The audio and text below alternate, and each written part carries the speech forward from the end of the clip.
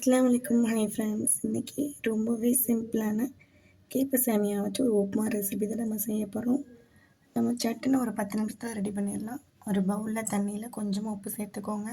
அதில் கேப்பை சேமியா ஒரு 2லேருந்து 3 நிமிஷம் நல்லா ஊற வச்சுருங்க. இதை நம்ம இட்லி சட்டியில் வச்சு நல்லா பாயில் பண்ணி எடுத்துக்கலாம். ஒரு 5லேருந்து 7 நிமிஷம் இதை பாயில் பண்ணி எடுத்துக்கோங்க.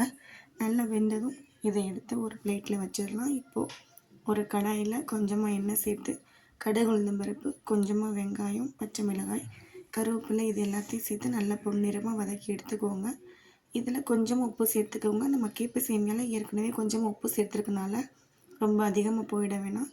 சும்மா ஒரு 1/4 டீஸ்பூன் அளவு மட்டும் சேர்த்து நல்லா வதக்கி விட்டுருங்க.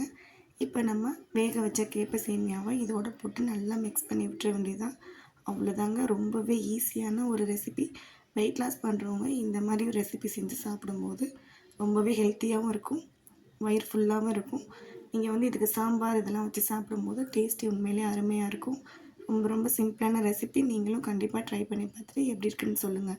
இந்த வீடியோ பிடிச்சிருந்தா லைக் பண்ணுங்கள், ஷேர் பண்ணுங்கள், சப்ஸ்கிரைப் பண்ணுங்கள். தேங்க்ஸ் ஃபார் வாட்சிங்.